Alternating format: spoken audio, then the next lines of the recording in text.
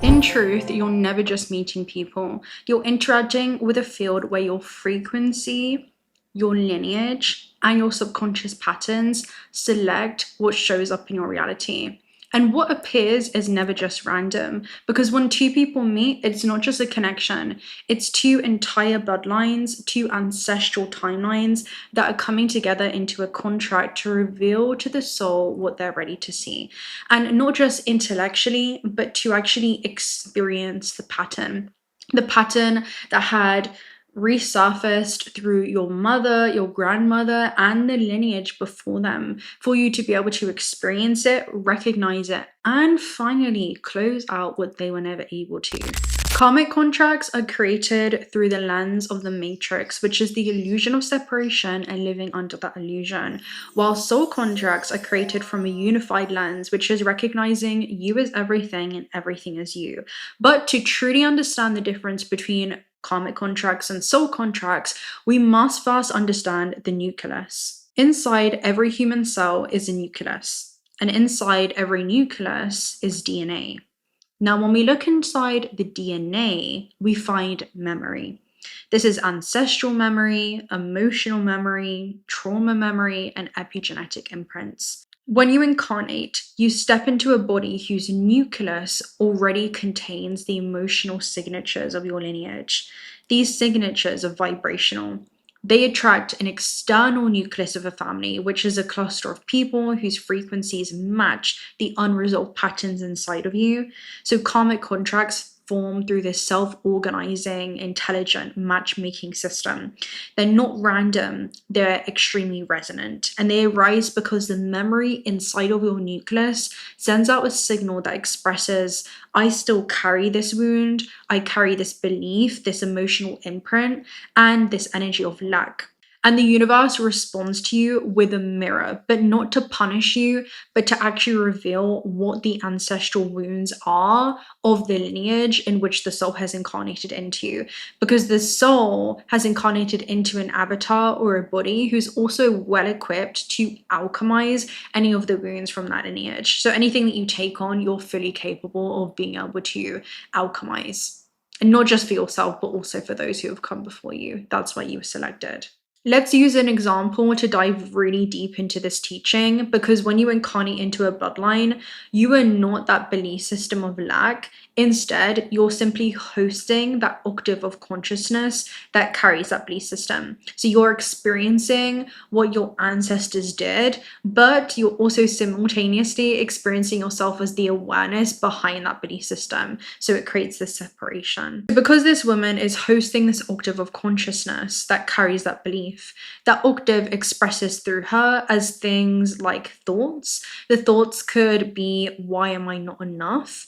Also through her emotional body, the emotions that are arising are actually informers and frequencies. This could be things like shame or rejection or longing that she could feel. And this will manifest as behaviors of either overgiving, maybe chasing, or trying to prove her worth to the external world around her. But the octave never began with her, because if you trace this pattern back, you'll see it repeated.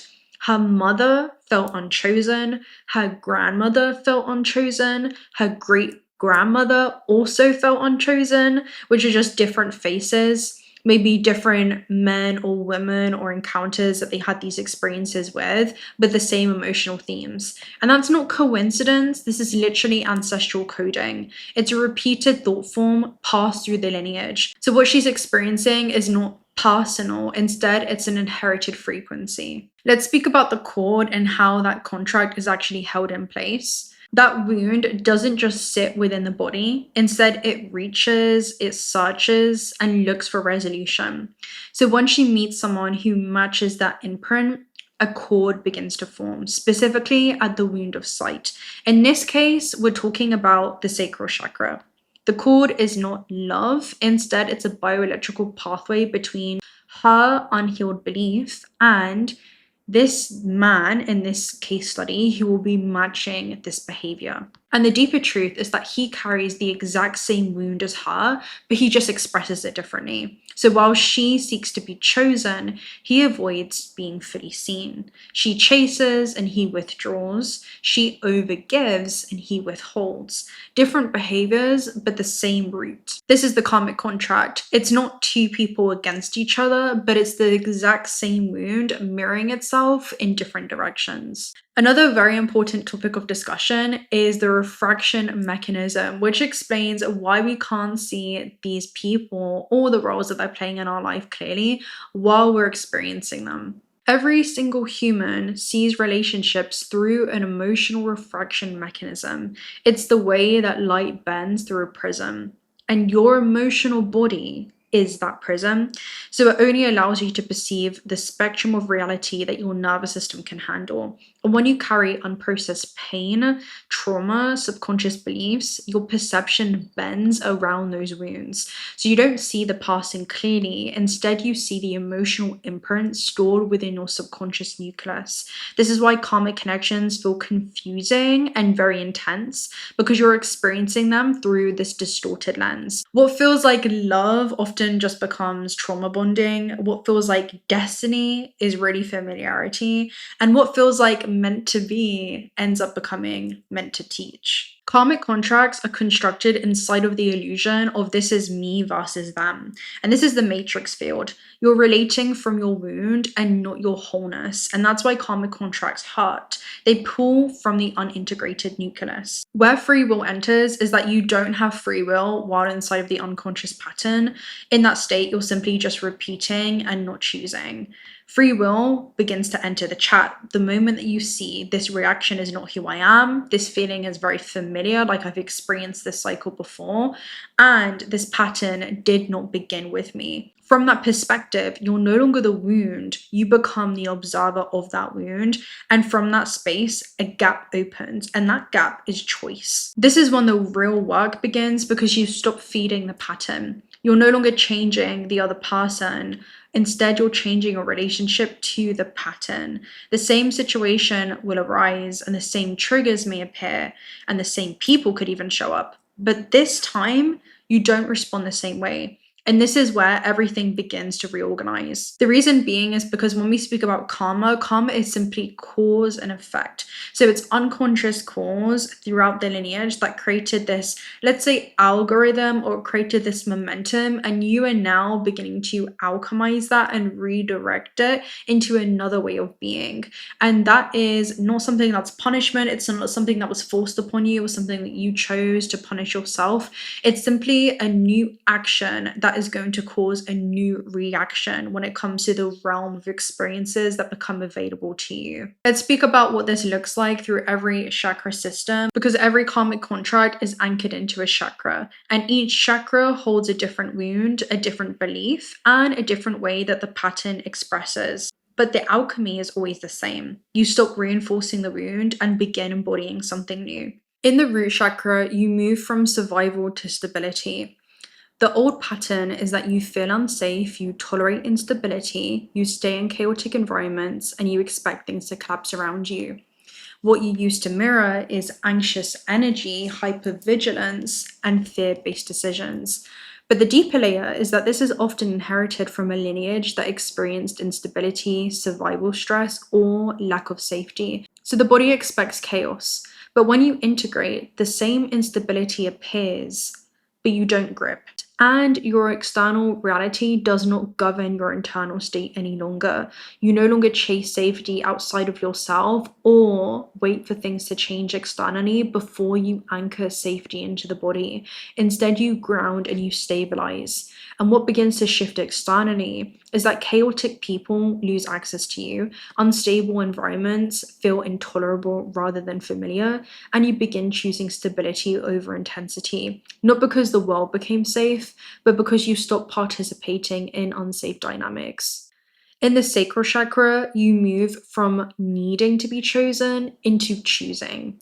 The old pattern is that you feel unworthy, so you seek validation, and then you attach to unavailable people and you chase. What you used to mirror is this longing and emotional dependency and even fantasizing about, people or circumstances. But the deeper layer is that the sacral cord is tied to a lineage of unworthiness and conditional love. So the person mirrors the same wound through avoidance. When you integrate, the same dynamic appears, but you no longer reach for the person, you no longer fantasize about them. Instead, you feel that pull and you stay with yourself. What shifts externally is you'll find emotional addiction dissolves, a person will fade or change, and attraction becomes reciprocal. And it's not because they changed, but it's because you stopped feeding that cord. In the solar plexus, we move from powerless into becoming self-led. The old pattern is that you doubt yourself, you tolerate disrespect, and so you give your power away. And what you used to mirror are things like people-pleasing tendencies, indecision, or a fear of conflict. The deeper layer is a lineage of control, criticism, or suppressed power. Both people carry the same wound, but one collapses while the other dominates. When you integrate, you stop shrinking, you stop over-explaining, and you choose yourself. What shifts externally is manipulation stops working, people respect you or leave, and power struggles dissolve. And it's not because others changed, but because you stopped agreeing to your own disempowerment. In the heart chakra, we move from overgiving into reciprocity. The old pattern is that you fear loss, so you overgive, and you stay with those who cannot meet you. What you used to mirror is emotional overextension and trying to earn love. The deeper layer is ancestral grief, of abandonment, and emotional loss. When you integrate, you stop pouring more in, and instead you stay open, but you stay open with yourself. What shifts externally is that one-sided relationships begin to fall away, love becomes mutual, and emotional exhaustion begins to dissolve. And it's not because people changed, but because you stopped abandoning yourself for the sake of love. In the throat chakra, we move from silence into truth. The old pattern is that you suppress your truth, so you stay quiet to avoid conflict. And what you used to mirror is silence, self-editing, and emotional suppression. And the deeper layer is that you stem from a lineage where truth felt unsafe. And when you integrate, you're able to speak clearly and honestly. What shifts externally in the world around you is some people may leave when you begin to do this. Others will meet you more authentically because you unconsciously give them permission to do the same. But either way, your voice stabilizes your reality. And it's not because the environment changed, but because you stopped betraying your own truth. In the third eye, we move from illusion into clarity. And the old pattern is that you ignore red flags, so you romanticize and stay in confusion. What you used to mirror is fantasy or projection onto people of who you want them to be or the potential of what they could be, rather than the reality of who they are. The deeper layer is ancestral, and it's a perception filter shaped by distortion or denial of a person or the reality of a situation. And when you integrate this, you begin to see clearly and you trust the reality of what is, not the illusion or, let's say, potential of what you would want a situation to be. What shifts externally is that confusion ends very quickly as your illusions dissolve, and any misaligned people simply fall away. And it's not because they changed, but because you stop participating in the illusion of who you'd want them to be. In the crown, we move from seeking into embodying. The old pattern is that you seek meaning outside of yourself, so you attach to fated connections. And what you used to mirror are things like spiritual projection or dependency on people in order for something to be fulfilled when it comes to your soul's intention. The deeper layer ancestrally is this disconnection that we've had from source or the divine within, or a connection to a higher power. And when you integrate this, you stay anchored in yourself and you don't lose your center no matter what's happening around you. What shifts externally is false soulmate dynamics begin to dissolve as connections evolve into something that feels more grounded, and your inner guidance strengthens as a result. Not because destiny disappeared, but because you stopped outsourcing your connection to source. The situation may look the same, the people may look the same, the patterns could even appear familiar, but you're not the same. And because you're not the same, you don't respond the same. And because you don't respond the same, the dynamic cannot continue in the same way. You never change them, instead you change the version of you that required that experience. The nucleus held the pattern, the wound activated the cord, the mirror reflected it back, and the subconscious repeated it. But you saw it, and you chose differently. You stopped feeding it, and so the contract dissolved. Free will is not just doing whatever you want, it's no longer repeating what your unconscious would have repeated. And that's when karmic contracts end and soul contracts begin. One thing that's very important to remember is that this reality is a holographic construct. It's a projection and a co-creative field, and the human mind is constantly pulling from this infinite stream of potential. But in karmic states, you're only accessing a very small range of that field. It's filtered through things like your beliefs, fears, ancestral programs, and emotional distortions. So what you call choice in those states is often just repetition within a limited bandwidth. And when you move into the 0 point, those filters begin to dissolve, and suddenly your perception expands. You'll notice new possibilities appear, new types of people appear, and new timelines become accessible. The main difference between what soul contracts are and what they are not is that soul contracts are not drawn in through resonance of these wounds that are seeking resolution. And so it's about what is this person triggering within me and showing to me. Instead, they're drawn in through resonance of a higher timeline that's unfolding. It's more about what is this person amplifying within me. It's more about gifts that are being able to be accessed within the field, simply because you've already moved through that lower density, right? That's uncovering a lot of these higher octave dynamics are unfolding. What a soul contract does not feel like is this sense of urgency or anxiety, maybe even obsession, or these emotional highs and lows or confusion and needing to try to figure out the role that someone's playing in your life. It feels more like clarity and groundedness, this expansion and mutual recognition that's happening between these two sovereign beings. It's this ease that happens in the dynamic without this sense of boredom, and this depth without chaos. So it's this movement that happens naturally and unfolds without any type of force. And it's not because it's passive, it's simply just because it's in complete coherence. The difference in the body is that karmic contracts activate the nervous system. They'll trigger these survival responses and create emotional intensity. So they'll pull from the lower chakra distortion, whereas soul contracts will actually regulate the nervous system. It will expand into the heart and open up the crown. They'll feel very stabilizing and not dysregulating. They'll activate creation and not reaction.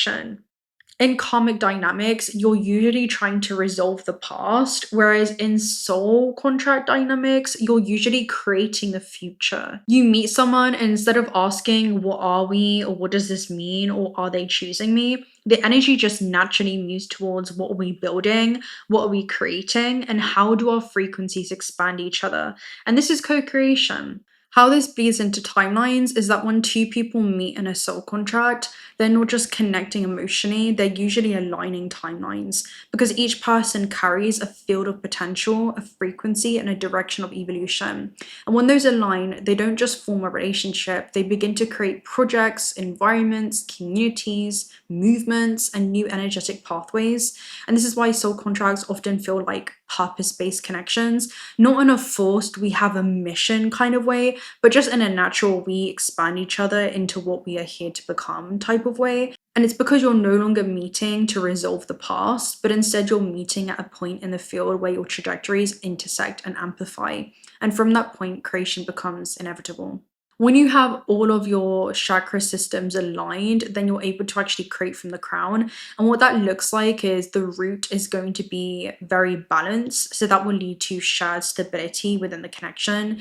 It will create this grounded foundation where, your life feels supported by each other and not threatened.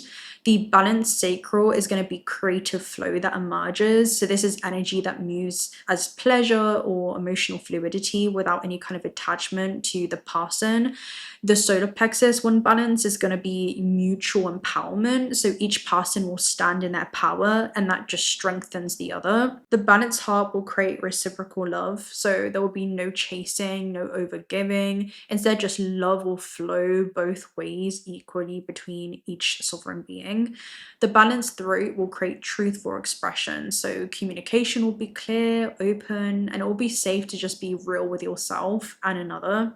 The third eye will create clarity and vision, so you will see each other without any kind of projection, and there will be a shared vision that becomes possible. And the crown, of course, will create this unified awareness, so you'll just recognize each other as expressions of the same source, and there's no need for each other in order to feel complete, because it's just two totally sovereign beings coming together into a co-creation. And that's the biggest difference. Karmic contracts will feel like I need to resolve something through you, whereas soul contracts will feel like I can create something with you. Karmic contracts teach you through contrast, whereas soul contracts expand you through coherence. Karmic contracts will collapse the identity that you were never meant to stay in, whereas soul contracts build the reality that you're here to create. And both are necessary because one clears the distortion and the other reveals what becomes possible once the distortion is gone. I hope that you enjoyed that synopsis of karmic contracts versus soul contracts and helping you distinguish the difference between them both. We're going to go ahead and close out this energy with a message for karmic contracts, whether this is something that you're currently experiencing and have called in through resonance, or something that you're able to look back in hindsight and see, and any kind of words of advice. And then we'll also take a look at soul contracts, either ones that you feel like are coming into the field, ones in which you have experienced, or ones that are currently in your life. So let's go ahead and do this. I'm super excited to see what comes up. Let's start with karmic contracts. Karmic contracts. And of course, there are many interdimensional agreements as well. When we're speaking about ancestral energy, they are often, okay, we have star gathering. So that's super beautiful. Stars align remembering home and soul family. So actually a lot of the karmic contracts that you were here clearing, and the fact that we were just talking about interdimensional aspects, from other planetary star systems and how that also bleeds into your earthly timelines. There's something that you need to hear when it comes to this. This is you also simultaneously pulling forth in these quantum non-equal connections. So these are aspects or fractals of you that manifest through the natural laws of that environment, what you look like, for example, in the Arcturian star system, composed of the cells of the fixed star Arcturus, and the design in which your avatar would take under those set of circumstances. And those dynamics that also bleed into your timelines on Earth, because the rules and law of duality are being played out amongst many constructs, not just that of the earth. So as you pull forward your generations on earth, you also simultaneously pull in your galactic and interdimensional star seed lineages. So that's something that either you are moving through now or something in which you have moved through. It doesn't have to be with that star system exactly, but there's something around you seeing it through the lens of the heart, from the lens of the healed self. And something's unlocked within you when it comes to a soul contract. It could be much of the density in which you're clearing up in this multi-dimensional plane, where it's allowing you to actually access any kind of repressed or suppressed gifts from that system, is the way that I'm seeing this. So let's go ahead and read star gathering. It could be a karmic contract in which you had agreed to experience that would have ended up becoming a catalyst for you to be able to extract many of these, I'm hearing capacities, okay? It's actually expanded your capacity to hold more gifts and recover more gifts from the bloodline that were previously suppressed. And that could be changing. I'm hearing that's vastly from, or it's paramount for you to change if you're currently going through it, the way that you see the contract playing out and seeing it from the lens of one, and what you're teaching yourself through another form of you, or what you taught yourself through another extension of you, in order for you to transcend the experience itself and fully integrate it and see it from the lens of the whole healed self. So there's something powerful about looking at the midnight sky. Okay, I'm hearing it's a vast system of energy that you're interacting with. Again, it's the field. The stars have aligned, you found the pieces of yourself and your energy, and now is your time to shine. So you're magnetic, and you're always a magnet, right? Attracting people and energies and opportunities that will allow your dreams to unfold. This is a time for wishes being fulfilled. All of your dedication, focus, and dreaming has paid off and can now reap the rewards. It's important for you to know that this plane of existence is your rightful place, and not to spend too much time trying to transcend this reality, for you chose to be here at this time. Make the most of this powerful opportunity. If you're feeling particularly connected to certain individuals at this time, it's because you're finding your star family and beings that you connected with before you entered the cycle of this physical incarnation. And as long as you were connected to yourself, you're home. So there's a huge almost like piece of advice or remembrance that these are systems that actually play out far beyond this construct. So there could be certain themes that you've chosen to experience, again, timelines in which you would experience to become conscious of your own unconscious, because until that happens, the unconscious will continue to guide your life, and you'll just call it fate, right? By Carl Jung.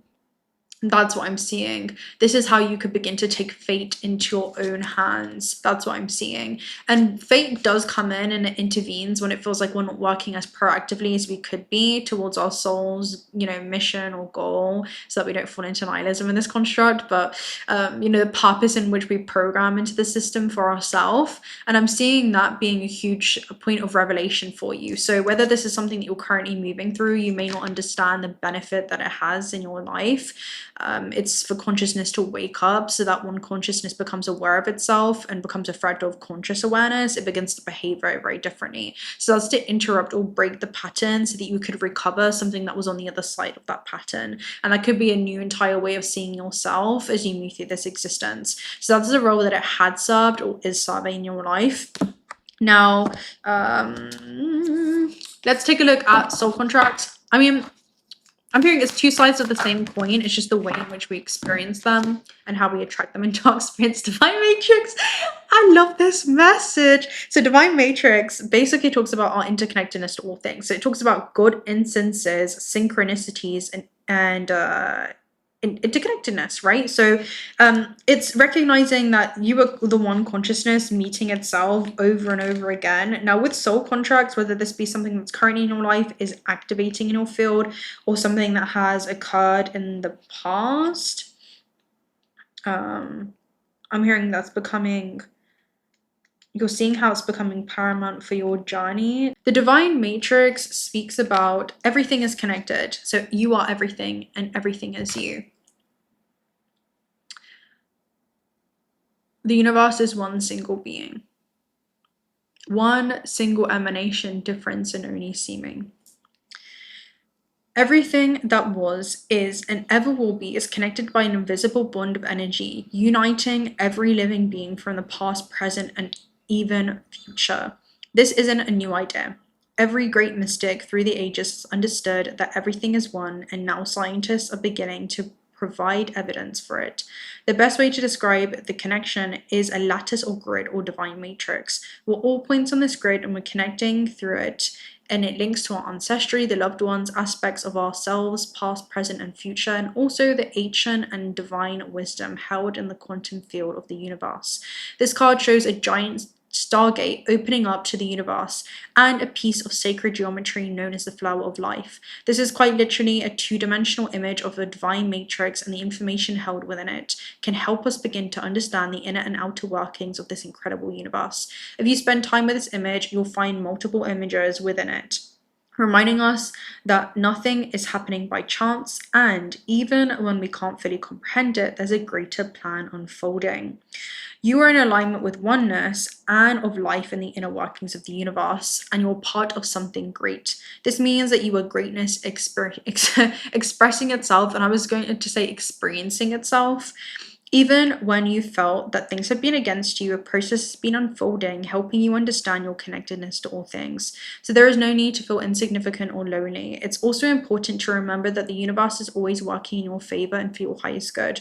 You may have felt lost, but know that nothing is ever lost, for we're all held in the heart of Source. And love is our connection to all things.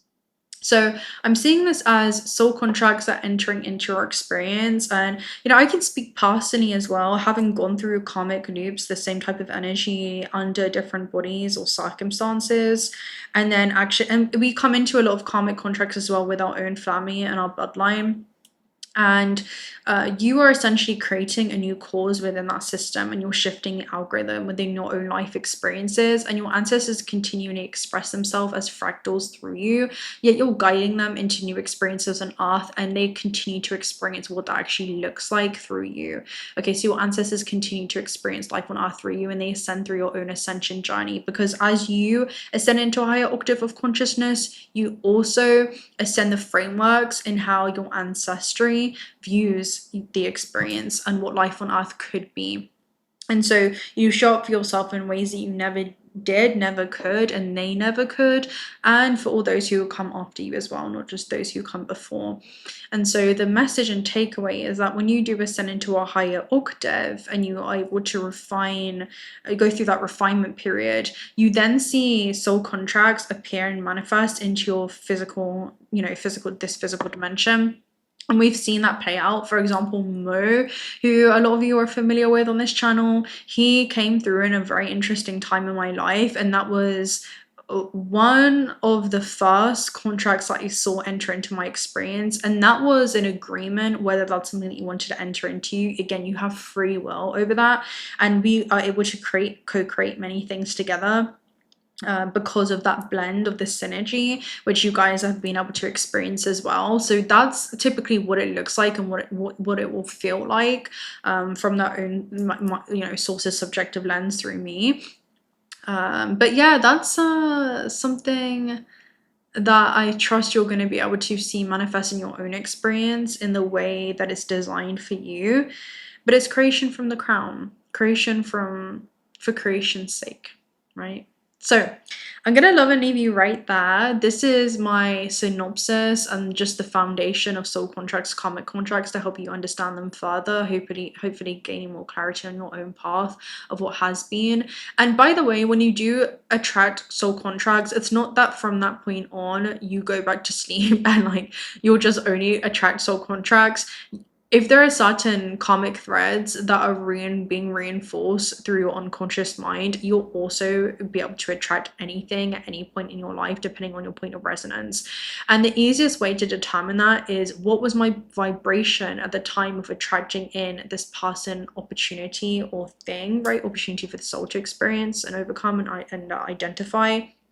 At that moment in time. Okay, that will help you determine, and being really vulnerable and honest and real with yourself in regards to what that is, where that was rooted in. Okay, that's something that someone needs to hear. Okay, so I'm gonna love and leave you right there. If you're not already subscribed to the channel, do consider subscribing. I'd love to have you around. We'd love to have you around as part of this 𝓘𝓪𝓻 familia stellar 𝓘𝓷𝓼𝓬. So we would love to have you around in this star family. And yeah, if there's any other topics of interest that you guys want to see us bring up as a topic of discussion, definitely let me know.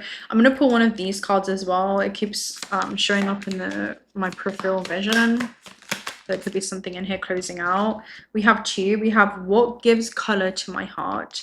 Okay, so what kind of filter of perception can you view this through to see the universe as one single being? And does being alone nourish me? So there could be something around what you've been able to recover in introspection, and then also not closing off your heart, right? Because if you link them together, what gives color to my heart, right? What nourishes your heart space? And that is remembering your interconnectedness to all things. How do you share your happiness as well? Okay, how do you share the fact that this is always in benefit for the soul's evolution? And I also do want to mention that just because it's a karmic contract or soul contract doesn't mean that one is right and one is wrong. There's not any kind of sense of shame or anything around that. I don't want you to feel guilty or feel angry about them. It's more about, okay, they both have an equal level of value for the soul's journey. They're always designed to be in benefit for what the soul is currently experiencing at that point in its evolution. So don't feel like just because you've attracted like a lower density of a dynamic after a higher expression, it's not you going backwards. I'm hearing it's you going deeper within yourself to recover more things that have been suppressed that are then being mirrored to you. And the more conscious you are of that within yourself, the quicker you'll also be able to determine and not be so confused about what appears in your life experiences. Because again, you're pulling information in from this infinite field, and it's always a reflection of your own internal state. So yeah, it's always being revealed to you through the field around you. Right. Yeah, that's gonna be it. I saw someone also, just like casual discussion, I saw a comment today around somebody wanted me to bring up why physical either exercise or movement is important when it comes to this mind body soul connection and the spirit.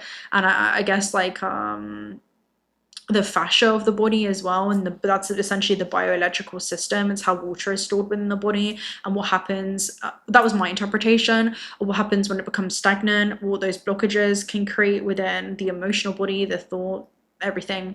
It's all an interconnected, intricate system, and being able to have that become fluid, to become more conducive, create more of a conducive container for the soul's journey, and being able to reconnect with our body and what that looks like. I was also thinking about doing a class on sexual alchemy, and if you want to see that, of how to redirect or direct or alchemize your life force, in being able to channel and being able to manifest and being able to direct that very intentionally. It's your largest primordial center when it comes to manifesting the non-physical into the physical realm. Other things, I guess we'll talk about it. I'll probably make a community post around what we will bring up for topics of discussion. But if there's anything that you want to see in particular, let me know in the comment section down below. Everyone, like the comment that you want to be able to see. I'll pin the most popular one, I guess, amongst the crowd, the one that's brought in through resonance on the top. But yeah, I look forward to brainstorming with you all and stepping into this co-creation.